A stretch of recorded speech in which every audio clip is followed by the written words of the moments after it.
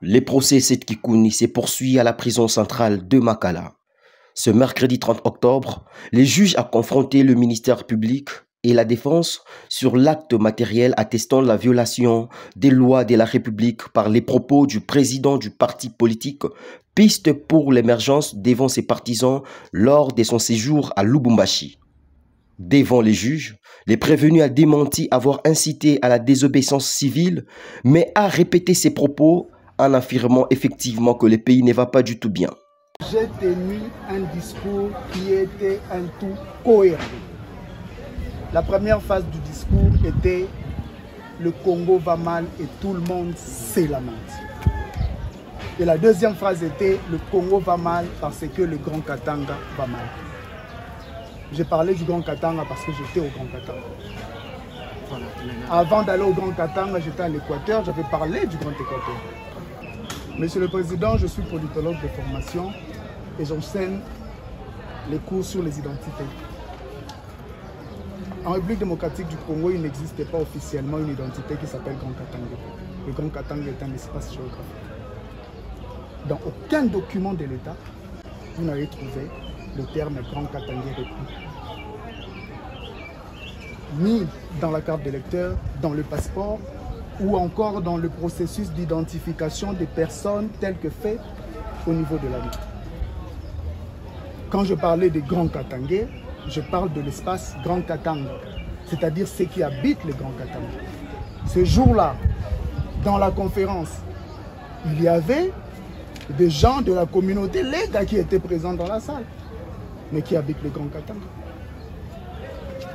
C'est comme lorsqu'on parle de Quinois, Kinshasa, c'est tout le monde, parce que le Grand Katanga peut être considéré comme une identité supérieure, mais aussi subjective. Le Grand Katanga est un espace géographique. Je n'ai pas parlé de Rund, je n'ai pas parlé de Chokwe, je n'ai pas parlé de Lubakat, je parlais des gens qui habitent l'espace Grand Katanga, qui d'ailleurs, d'après le nouveau découpage des territoires, n'existait pas comme territoire. Il y a le Haut-Katanga, il y a le Tanganyika, il y a le Holomami. À la question de savoir pourquoi il a tenu ces discours, l'opposant congolais répond en ces termes. Lorsque nous sommes allés à Lubumbashi, pourquoi j'ai dit que les politiciens tiennent des discours? C'est parce que le peuple est confronté à plusieurs défis. Nos militants, nos cadres et la population en général. Il dort, il se réveille, le pain coûtait 100 francs. Hier, aujourd'hui, il coûte 400 francs. Il dort, il se réveille, le dollar était à 1200. Aujourd'hui, il coûte 2800 francs congolais. Mais ils ont besoin de réponses. Ils posent la question à qui? À leur leader. Je suis président d'un parti politique. Nous avons des cadres, des militants. Et tous les Congolais ne sont pas membres de l'Union sacrée. Nous apportons des réponses à ces genres de questions. J'ai tenu mon discours. Le régime, le prédateur, vous faisiez allusion à quoi et à qui? C'est un peu ça. Comment vous êtes opposant, c'est normal. Oui, l'allusion était faite à quoi? Vous faites à l'Union sacrée en général, parce que je considère que la répartition des richesses n'est pas faite convenablement. Je l'ai même dit dans mon discours, quelque part, parce que c'est un discours de 8 minutes. J'ai dit que le Grand Katanga produit. Et j'ai posé la question, est-ce que vous savez ce que cela veut dire? Cela veut dire que les enfants qui dorment à la Belle Étoile à Kwilu, les enfants qui étudient même le sol à Mbandaka, les militaires qui se battent au front dans l'Est de la République, dépendent et prient pour l'abondance du Grand Katanga. Je parlais de la répartition des richesses, que c'est une interpellation que moi, que je considère en tant qu'opposant, n'est pas faite de façon convenable et équitable. Serein et résilient, les candidats présidents de la République aux élections de 2018 et 2023 interprètent sa demande au peuple de résister et expliquent ce que ça veut réellement dire. Il y a des concepts que nous utilisons en politique au quotidien, aujourd'hui.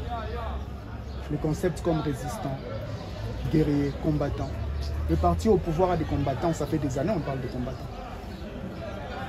Il y a quelques années, nous avons connu un gouvernement de guerriers et de warriors, dirigé par Sama Lukonde.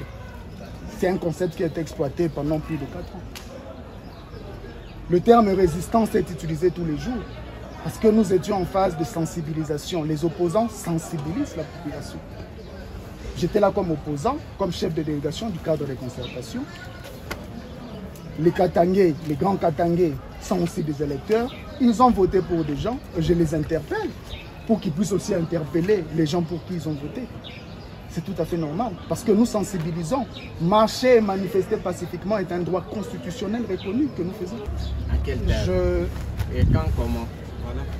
D'abord, Monsieur le Président, c'est une figure de style. J'étais au Grand Katanga, je m'adressais au peuple congolais qui habite l'espace Grand Katanga.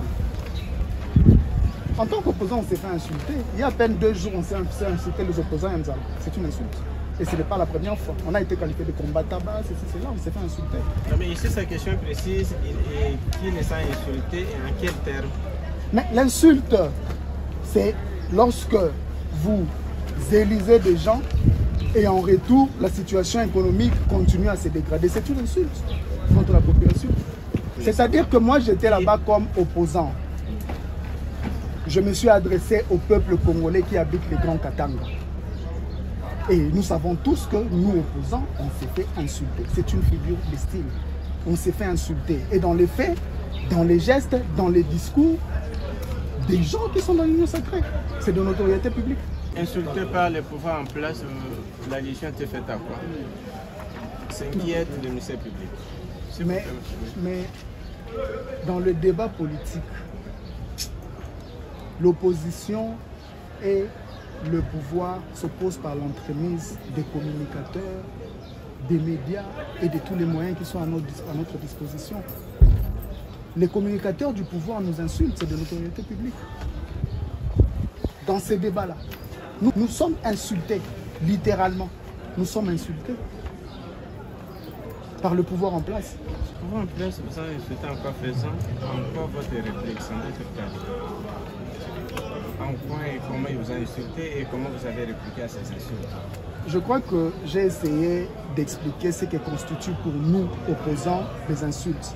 L'humiliation, vivre dans une situation de précarité extrême, dans la pauvreté absolue, qui est causée par les gens qui nous dirigent, c'est une insulte. Ça constitue une insulte, une humiliation pour nous. Quand nous voyons tout ça, pour nous, c'est de l'insulte.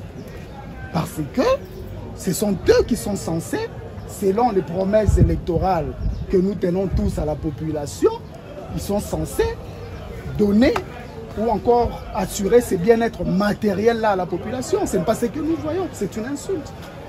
J'ai, dans mon audition, pendant plusieurs minutes, expliqué de quoi il s'agissait.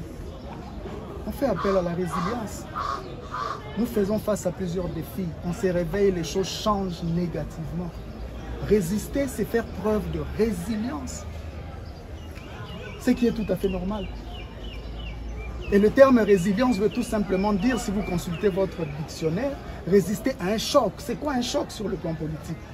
Il y a l'insécurité, il y a plusieurs problèmes. Il faut faire preuve de résilience.